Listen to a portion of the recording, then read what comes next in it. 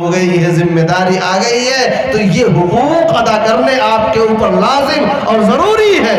اور ایک بات بہت صاف لفظوں میں کہہ دوں کہ بیوی کی ذمہ داری آپ کے باپ کی ذمہ داری نہیں ہے، آپ کے بھائیوں کی ذمہ داری نہیں ہے، آپ کے رشتہ داروں کی ذمہ داری نہیں ہے، آپ کے دادا کی ذمہ داری نہیں ہے، بیوی آپ کی ذمہ داری ہے، بیوی آپ کی ذمہ داری ہے۔ آپ اپنے ہاتھ سے کما کر لائیں گے، 10 روپیہ بیوی کے ہاتھ پہ رکھ دو گے، میں قسم کھا کے کہتا ہوں باپ اگر 100 روپیہ لا کے دے گا آپ کی بیوی کو اتنی خوشی نہیں ہوگی جتنی آپ کے 10 روپے پر ہو جائے گی۔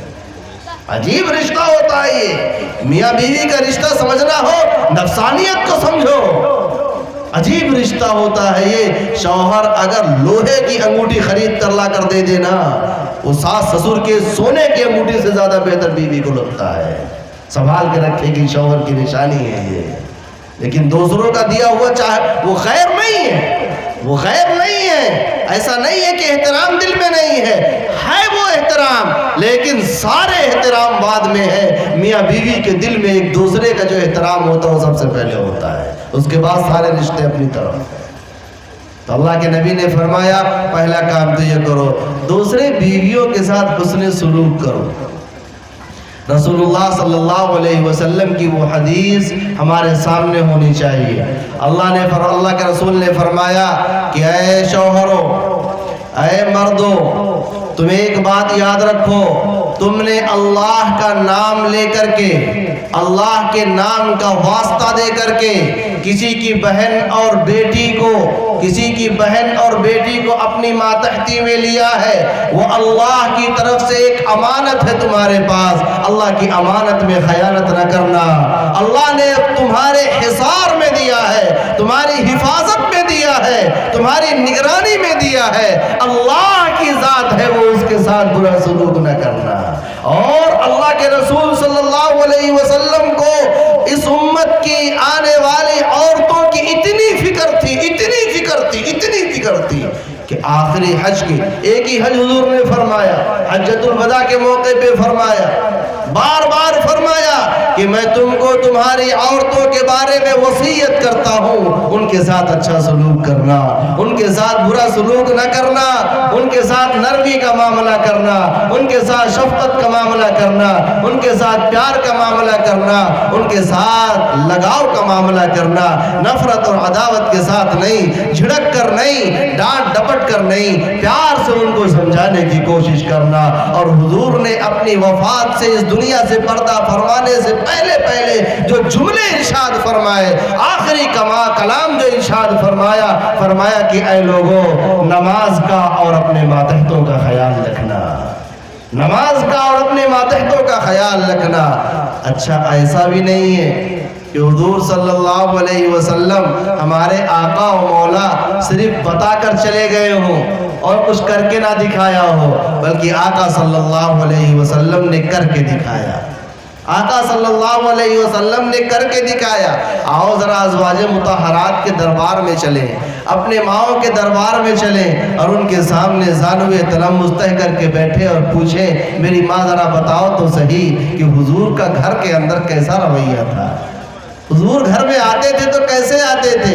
اما عائشہ کا جواب آئے گا کہ ہم لوگ اپنی گھروں میں کام کر کر کے تھک جایا کرتے تھے، میری ماؤں میری بہنوں، اسی سے اندازہ لگا لو ازواج مطہرات بھی تھکتی تھی، ازواج مطہرات ہماری مائیں بھی تھکتی تھیں، وہ بڑی عظیم الشان مائیں تھیں، اس کے باوجود بھی وہ گھریلو کام کیا کرتی تھی۔ اب تو ایک نیا ٹرینڈ، نیا لانچ ہونا شروع ہوا ہے، تھوڑا علم آیا، جانکاری آئی، ایک نیا جملہ چل پڑا ہے، یہ میری ذمہ داری نہیں، وہ میری ذمہ داری نہیں، گھر کا کام میں نہیں کرتی، وہ کام میں نہیں کرتی۔ ازواج مطہرات سے زیادہ عظیم الشان خاتون اس روئے زمین پر کس کو لاؤ گے؟ نبی کی بیویاں اور نبی کی بیٹیوں سے زیادہ عظیم الشان کوئی ہو سکتا ہے؟ لیکن وہ اپنے گھروں کا کام خود کیا کرتی تھی۔ تو اماں عائشہ بیان فرماتی ہیں کہ گھر میں کام کرنے کی وجہ سے تھکاوٹ ہو جایا کرتی تھی، بدن چور ہو جایا کرتا تھا۔ اس کے بعد جب شام کا وقت آتا اور دروازے پہ دستک ہوتی، حضور صلی اللہ علیہ وسلم سلام کرتے ہوئے اس انداز سے آتے تھے کہ آپ کے لبوں کے اوپر مسکراہٹ مچل رہی ہوتی تھی، اما عائشہ کا بیان ہے کبھی ایسا نہیں ہوا کہ حضور گھر کے اندر داخل ہوئے ہو اور آپ کے لبوں کے اوپر مسکراہٹ نہ ہو. جیسے ہی اس مسکراہٹ کے اوپر نظر پڑتی تھی بدن کی ساری تھکاوٹ دور ہو جایا کرتی تھی اور ادھر سے بھی مسکراہٹ سے جواب ملتا تھا. جب دونوں طرف مسکراہٹ رہے گی ستیہ ناس ہو ابلیس ملعون کا، اس کا جادو چلے گا، اس کی شیطانت چلے گی. اب وہ شیطان مردود، اس کی چالیں چلیں گی. دونوں طرف سے جب مسکراہٹ ہوگی شیطان وہی نامراد ہو جائے گا، میاں بیوی کی محبت پروان چڑھے گی. حضور نے یہ کیوں کیا؟ تاکہ قیامت تک آنے والے میرے امتی جب بھی اپنے گھروں میں داخل ہو تو مسکراتے ہوئے جائیں، گھروں میں جائیں تو اچھا موڈ لے کر کے جائیں. مانا کی ٹینشن ہے دکان کی، مانا کی ٹینشن ہے ملازمت کی، مانا کی ٹینشن ہے کاروبار کی، لیکن ایک بات یہ یاد رکھیے گا، حضور صلی اللہ علیہ وسلم سے زیادہ، آقا کی زندگی سے زیادہ بزی ہماری زندگی نہیں ہے. آقا بیک وقت تاجر بھی ہے، آپ بیک وقت استاد اور ٹیچر اور معلم بھی ہیں، آپ بیک وقت جج اور قاضی بھی ہیں، آپ بیک وقت ایک سیاستداں بھی ہیں، آپ بیک وقت حکیم اور امیر بھی ہیں، آپ بیک وقت پورے مدینہ کی نگرانی کر رہے ہیں، سب کے مقدمات سن رہے ہیں. آج فلاں کا قافلہ آیا، آج فلاں کا وفد آیا، آج فلاں لشکر روانہ کرنا ہے، آج فلاں لشکر روانہ کرنا ہے. زندگی بڑی مشغول تھی. ان تمام مشغولیات کے باوجود، باہر کے ان تمام جھمیلوں کے باوجود اما عائشہ کا بیان یہ ہے کہ حضور جب بھی گھر میں آتے مسکراتے ہوئے آتے. ہماری صورتحال کیا ہے؟ ہم چائے کے ہوٹل پر بیٹھے رہیں گے، چٹکلے سنائیں گے، ہم پان کی دکان پر رہیں گے، لطیفے سنائیں گے، ایک دوسرے کے ساتھ ٹھٹھا ہنسی اور مذاق کریں گے، اور جب شام کا وقت ہوگا کہ چلو اب گھر چلتے ہیں، سینہ تان کے چلیں گے. وہاں سے لگے گا کہ شوہر نامدار آ رہے ہیں، بیوی کے تاجدار آ رہے ہیں. ارے ایسا آئیں گے لگتا ہے کہ انسان نہ ہو فرعون وقت ہو، جلال کے ساتھ آ رہے ہیں. جائیں تو بیوی کے اوپر روب رہے، جائیں تو بیوی کے اوپر دبدبا رہے. اس طریقے سے آہٹ دے کر کے آئیں گے کہ بچے چپ مار کے سمٹ جائیں. ارے ابا آ گئے، ابا نہ ہوئے کوئی جنات ہو گئے. بیوی ایک دم سہم جاتی ہے کہ شوہر آگے ہٹو بچو، یہ کب ادھر کرو، وہ پلیٹ ادھر کرو، ایسا کرو ویسا کرو. کہیں شوہر نامدار کی طبیعت کے اوپر گرا نہ گزر جائے یہ بات، اور اس کے بعد پھر پوری رات یوں ہی چلی جائے. آقا مسکراتے ہوئے آتے تھے. میرے بھائیوں یہ اس لیے میں سنا رہا ہوں کہ ہم بھی اپنے گھروں میں جائیں تو مسکراتے ہوئے جائیں. ایمانداری سے پوچھوں اس سے پہلے کب گھر میں مسکرا کے داخل ہوئے تھے؟ یاد ہے کسی کو؟ اس سے پہلے آخری مرتبہ گھر میں داخل ہوئے ہو تو سلام کرتے ہوئے پیار کے ساتھ اچھے موڈ میں مسکراتے ہوئے داخل ہوئے ہو، یاد ہے؟ کچھ بھی یاد نہیں ہے، اس لیے کہ داخلے نہیں ہوئے کبھی اس طرح. آقا نے یہ کر کے کیوں دکھایا تھا؟ اسی لیے کہ ہم اس کو فراموش کر دیں، اس لیے کر کے دکھایا تھا تاکہ عمل کریں. اور جب عمل کریں گے تو میری ماں میری بہنوں آپ سے بھی ایک گزارش ہے، آگے سے اما عائشہ کا طرز دیکھنا اور سیکھنا بھی ضروری ہے. اما عائشہ صدیقہ رضی اللہ تعالیٰ پتہ چلے کہ شوہر روزانہ مسکراتے ہوئے آ رہا ہے، لبوں پہ مسکراہٹ مچل رہی ہے، امیدوں کا خواب سجائے ہوئے ہے کہ چلوں گا گھر میں بیوی بچے ہیں، مست کو موج مستی کروں گا. مسکراتے ہوئے آیا، السلام علیکم. اندر سے آواز، چپ مارو، کیا آگے لے کر کے سلام و کلام. سارا ناز نخرا شوہر کا وہی اتر جائے گا. میری ماں میری بہنوں، گھر کو بنانے میں ایک عورت کا کردار اتنا ہی ہے جس طریقے سے آج کے زمانے میں ایک عمارت کو کھڑا کرنے میں پلر کا کردار ہوتا ہے، بنیاد کا کردار ہوتا ہے. اگر بنیاد نہ ہو، ستون نہ ہو، گھر نہیں کھڑا ہو سکتا ہے. اس طریقے سے میری ماں میری بہنوں، آپ گھروں کی بنیاد ہو، آپ گھروں کی بنیاد ہو، آپ مضبوط رہو گے انشاءاللہ، آپ کا گھر مضبوط رہے گا اور آباد رہے گا. آپ کی بھی یہ ذمہ داری بنتی ہے کہ ہم عائشہ صدیقہ رضی اللہ تعالی عنہا کی طرح اپنے شوہروں کا استقبال مسکراتے ہوئے کیا کریں. بعد میں بتا دینا صورت حال یہ ہے کہ شوہر جیسے ہی گھر کے اندر قدم رہے گا آواز آ جائے گی بورڈ خراب ہے، فریج خراب ہے، موٹر بند ہو گیا، یہ ہو گیا، وہ ہو گیا، سر میں درد ہے، کمر میں درد ہے، بابو کو چوٹ لگ گئی، بہنی کو یہ ہو گئی، مطلب ساری شکایت گھر میں قدم رکھتے ہی شوہر کے کانوں میں آئے گی۔ وہ آپ سے محبت کا خاک کرے گا؟ آپ یہ شکایتیں کیجئے، آپ کا حق ہے، لیکن کم سے کم وہ بیچارہ باہر سے آیا ہے، ڈھنگ سے دو چار جملے بول کر کے چائے پانی تو کرا دو، اس کے بعد اپنی شکایتوں کے دفتر کھول دینا۔ وہ سنے گا، وہ کرے گا، وہ کرتا ہے، کیوں نہیں کرے گا؟ آپ اس کے ہو، وہ آپ کے ہے، آپ کی اولاد اس کی اولاد ہے، آپ کا بیٹا اس کا بیٹا ہے، آپ کی بیٹی اس کی بیٹی ہے، وہ کیوں نہیں کرے گا؟ لیکن خدا کے واسطے پہلے طریقہ تو سیکھو۔ کلیم عاجز نے کیا شاندار بات کہی ہے کہ بات چاہے بے سلیقہ ہو کلیم، بات کہنے کا سلیقہ چاہیے۔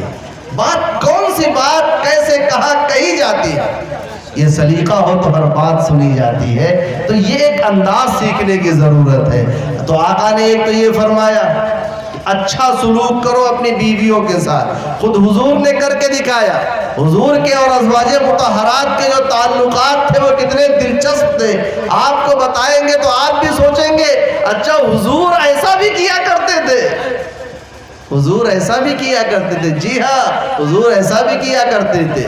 ایک مرتبہ کیا ہوا، حضرت سودا رضی اللہ تعالی عنہا، یہ بھی ہم سب کی ماں اور حضور کی زوجہ محترمہ ہے، ان کی باری تھی۔ حضور تشریف لے گئے حضرت سودا رضی اللہ تعالی عنہا کے پاس۔ ازواج مطہرات کے جو روم تھے وہ ایک دوسرے سے ملے ہوئے تھے۔ اما عائشہ صدیقہ رضی اللہ تعالی عنہا نے حریر، ایک حلوہ ہوتا ہے عرب کا، وہ حلوہ بنا رکھا تھا۔ سوچا کہ حضور تشریف لے گئے ہیں، حضرت سودا رضی اللہ تعالی عنہا کی عمر زیادہ تھی، بوڑھی تھی، تو سوچا کہ چلیں حضور کو حلوہ پیش کر دیں۔ اما عائشہ صدیقہ رضی اللہ تعالی عنہا حلوہ لے کر کے گئیں، تو ظاہر ہے باری حضرت سودا رضی اللہ تعالی عنہ کی تھی، تو فطرت انسانی کی وجہ سے ان کو تھوڑا اچھا نہیں لگا کہ میری باری ہے یہ کیوں آ گئی بیچ میں۔ ایک فطرت انسانی ہے، آپ خود بھی اپنی بیوی کے ساتھ اگر اپنے کمرے میں بیٹھے رہو، کوئی اور آ جاتا ہے، وہ کوئی بھی کتنا عزیز کیوں نہ ہو، اچھا نہیں لگتا ہے، نہیں لگنا چاہیے اچھا، یہ فطرت انسانی ہے۔ بیوی کو بھی اچھا نہیں لگتا، تو ان کو اچھا نہیں لگا، لیکن حضرت عائشہ آ کے بیٹھ گئی۔ کیسے بیٹھ گئی؟ حضور بیچ میں ہے، حضور کا ایک پیر حضرت سودا رضی اللہ تعالی عنہ کے گود میں ہے اور دوسرا پیر حضرت عائشہ صدیقہ رضی اللہ تعالی عنہ کے گود میں ہے۔ اب وہ حلوہ پھر اما عائشہ نے پیش کیا، حضور نے کھا لیا۔ حضرت سودا رضی اللہ تعالی عنہ کو پیش کیا تو حضرت سودا رضی اللہ تعالی عنہ کو پہلے ہی سے برا لگ گیا تھا، کہا میں نہیں کھاتی، میں نہیں کھاؤں گی۔ اما عائشہ صدیقہ رضی اللہ تعالی عنہ نئے عمر کی تھی، تو ان کو شرارت سوجھی، حضور موجود ہیں، ان کو شرارت سوجھی، انہوں نے حلوہ ہاتھ میں لیا اور حضرت سودا رضی اللہ تعالی عنہ کے منہ پہ مل دیا، کہا لو کھاؤ چاہے نہ کھاؤ، اب تو کھاؤ۔ حضور موجود ہیں، انہی کے سامنے ان کے چہرے پہ مل دیا۔ اب حضرت سودا رضی اللہ تعالی عنہ نے شکایت درج کی حضور کے دربار میں، تو حضور دیکھیں انہوں نے میرے ساتھ کیا کیا۔ حضور بھی مستی کے موڈ میں تھے، کہا تم بھی انتقام لے لو۔ حضور نے کیا فرمایا؟ تم بھی بدلہ لے لو۔ اور حضرت سودا نے بدلہ لے لیا، انہوں نے بھی اسی میں سے حلوہ نکالا اور حضرت عائشہ کے چہرے پہ مل دیا۔ اب دونوں بیویاں اس طریقے سے بیٹھی ہوئی ہیں، اس چہرے پہ حلوہ ہے، حضور بیچ میں تشریف فرما ہے۔ حضرت عمر ابن خطاب رضی اللہ تعالی عنہ کی انٹری ہو گئی، دیکھ کے مسکرا کے رہ گئے، وہ بھی کیا کہیں گے، حضور نے خود ہی اجازت دے رکھی ہے، حضور بھی مسکرا رہے ہیں۔ اس لیے کہ ظاہر دیکھیے یہ زندگی گھریلو زندگی ہے، باہر کی ٹینشن ہوگی، ایسا نہیں ہے کہ ٹینشن نہیں ہوگی، لیکن گھر کے اندر ہے تو موج مستی چل رہی ہے، ہنسی مذاق چل رہا ہے۔ ازواج مطہرات کے ساتھ اس طریقے کی چیزیں حضور بارہا کیا کرتے تھے اور بتلاتے تھے، جتلاتے تھے کہ ہمیں تم سے محبت ہے، تم ہماری اپنی ہو، غیر نہیں ہو، بتلاتے اور جتلایا بھی کرتے تھے۔ ایک مرتبہ اما عائشہ صدیقہ رضی اللہ تعالی عنہ کے ساتھ حضور صلی اللہ علیہ وسلم کھانا نوش فرما رہے تھے، کھانا کھا رہے تھے. تو عربوں کا کلچر اس وقت بھی تھا، آج بھی یہی ہے کہ ایک ہی پلیٹ میں کھا لیتے تھے. ایک ہی پلیٹ میں کھاتے تھے تو کوئی گوشت کا ٹکڑا بوٹی ہڈی والی رہی ہوگی. ہڈی والی جو بوٹی ہوتی ہے وہ کھانے میں اچھی ہوتی ہے.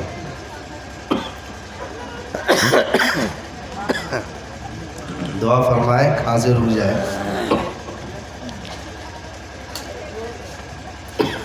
یاد رکھیے گا پیغمبر جو ہوتا ہے وہ ہر چیز میں کامل اور مکمل ہوتا ہے.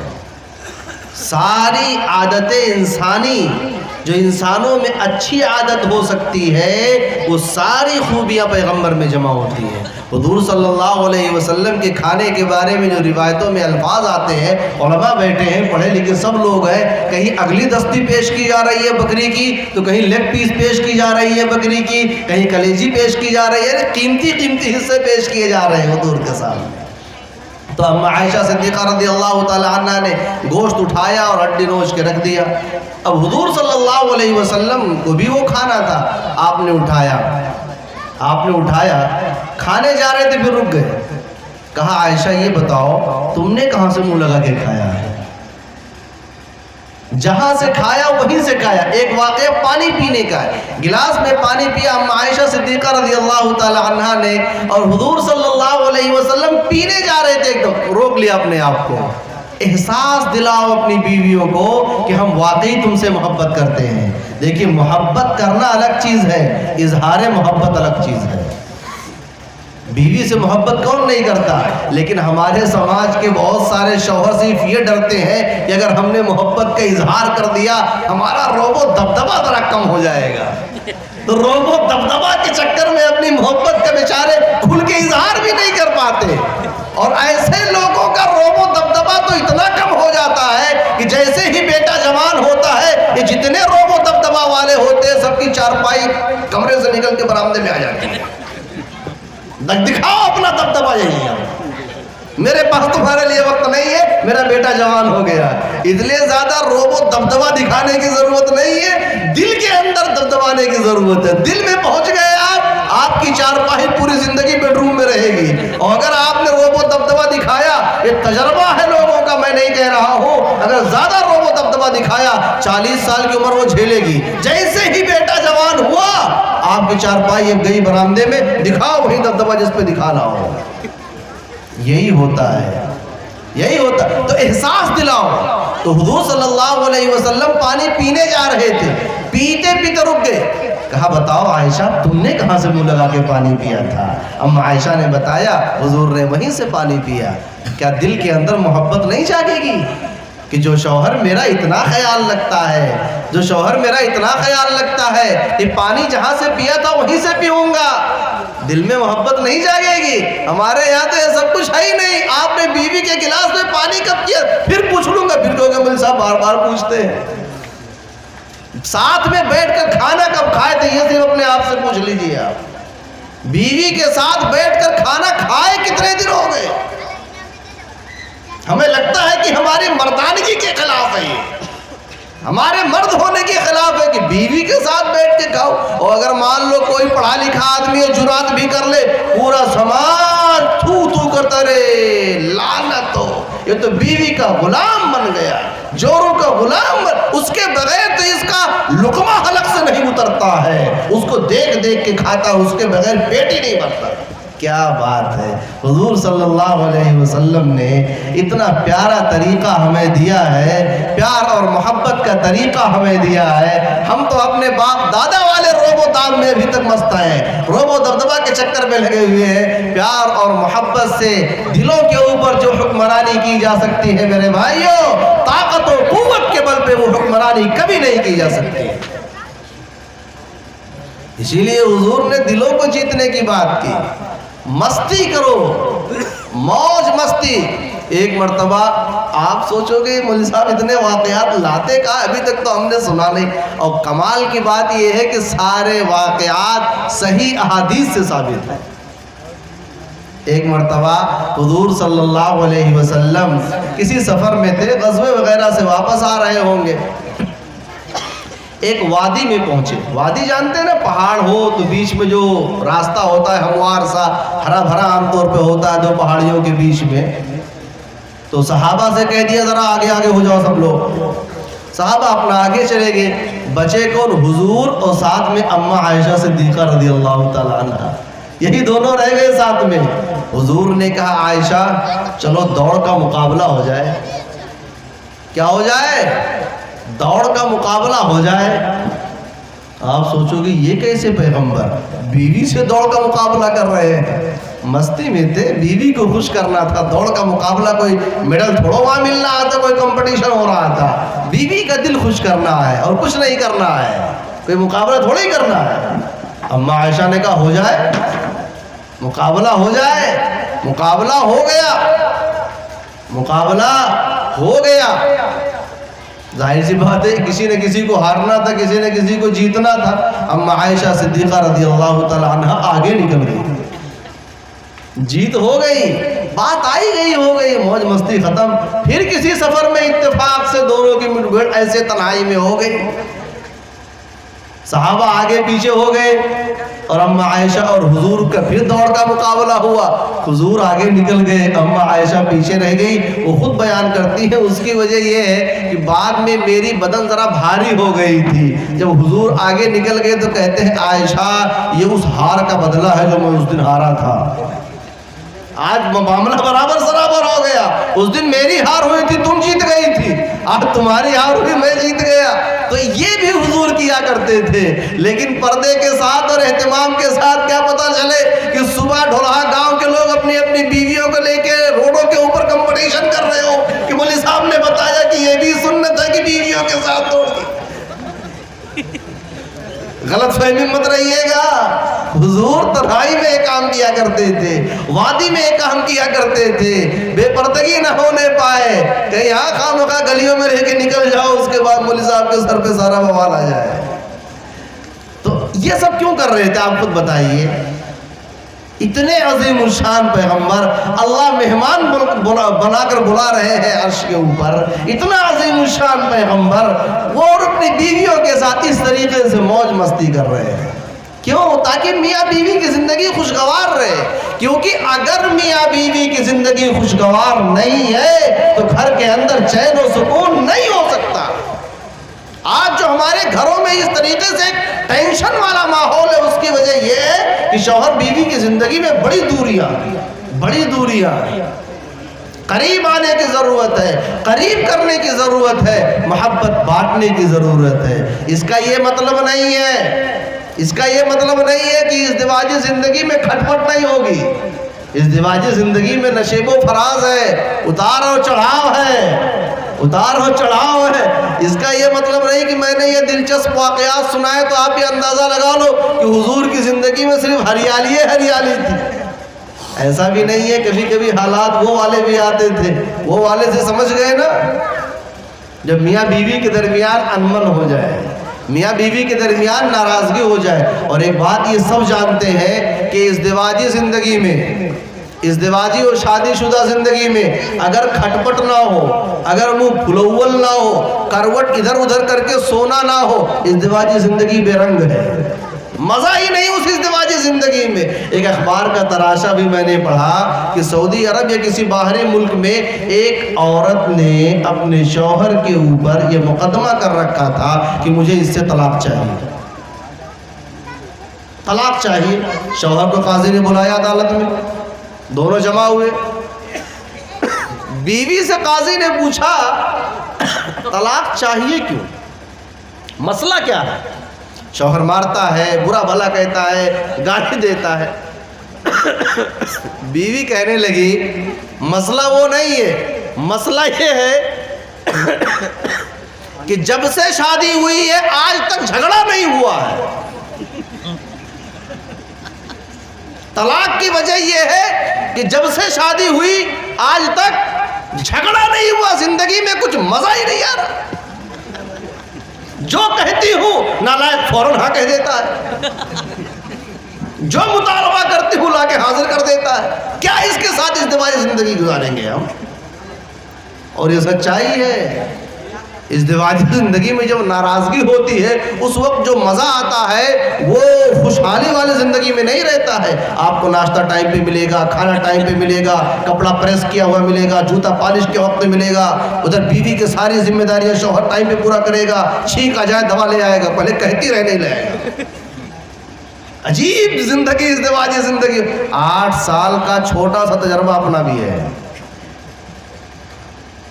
تو ازدواجی زندگی بڑی کشمکش والی زندگی ہے, بڑی اتار چڑھاؤ والی زندگی ہے. تو یہ سب ازواج مطہرات کے ساتھ بھی ہوتا تھا.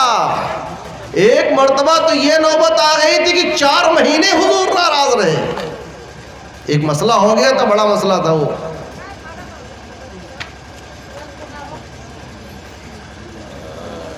وہ میں نہیں بیان کروں گا, لیکن ایک واقعہ بڑا دلچسپ ہے وہ ضرور بیان کروں گا. ایک مرتبہ حضور صلی اللہ علیہ وسلم اپنے گھر میں تشریف فرما ہے.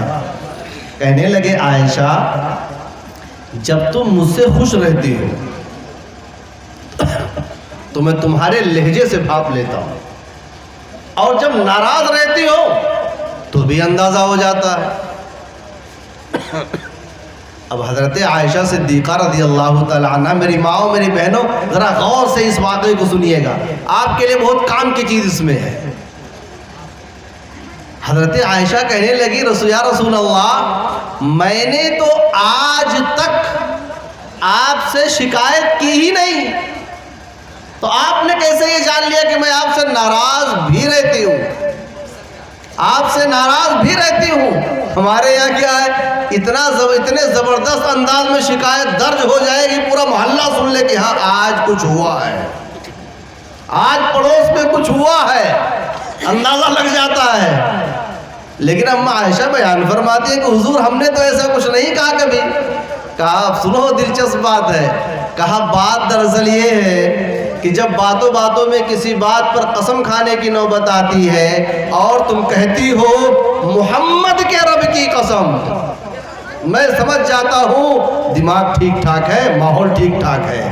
اور جب کہتی ہو ابراہیم کے رب کی قسم, یعنی نام لینا بھی گوارا نہیں ہے میرا, رب دونوں کا ایک ہی ہے. جب کہتی ہو ابراہیم کے رب کی قسم سمجھ جاتا ہوں کچھ تو گڑبڑ ہے.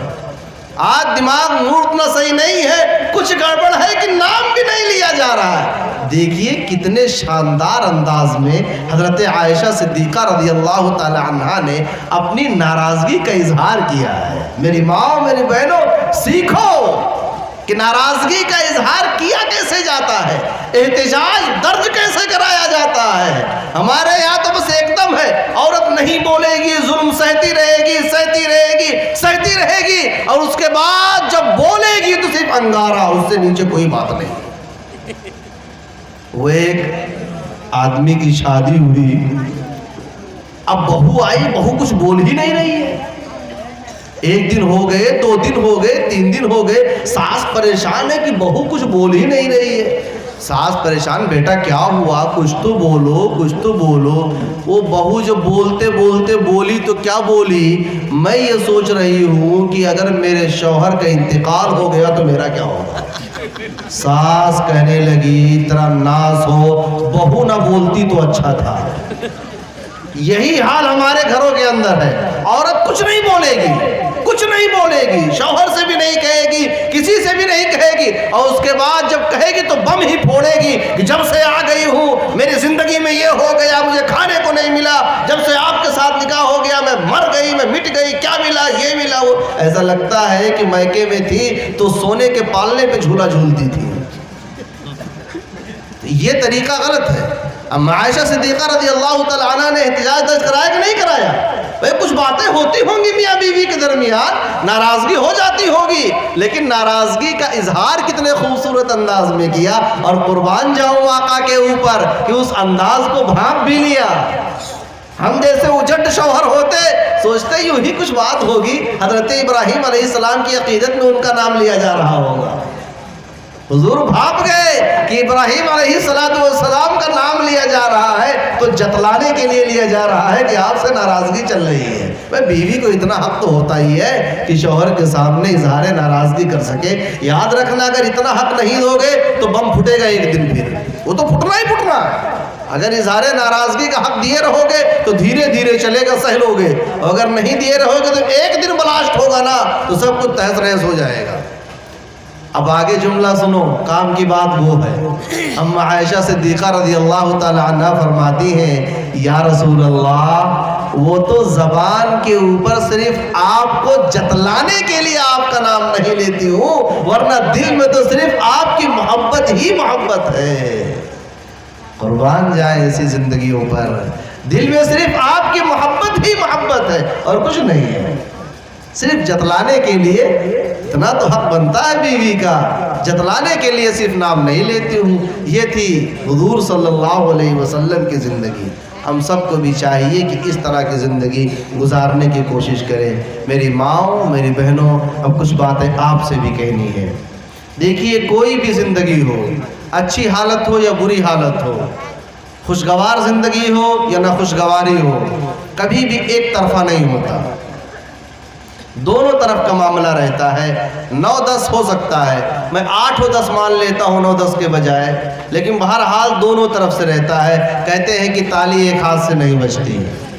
تو جس طریقے سے ایک شوہر کو چاہیے کہ وہ حضور کو آئیڈیل بنا کر کے اپنی بیویوں کے ساتھ اچھا سلوک کرے، اسی طریقے سے آپ کو بھی چاہیے کہ اپنے شوہروں کا احترام کرے، اپنے شوہروں کی ضروریات کا خیال رکھے۔ میں شوہر کے مقام اور اس کے مرتبے کو کیا بیان کروں؟ حضور صلی اللہ علیہ وسلم کی 2 حدیثیں اگر آپ صرف یاد رکھیں، آپ کے رونگٹے کھڑے کر دینے کے لیے کافی ہے۔ ایک تو وہ حدیث کہ آقا نے بیان فرمایا کہ شوہر کا مقام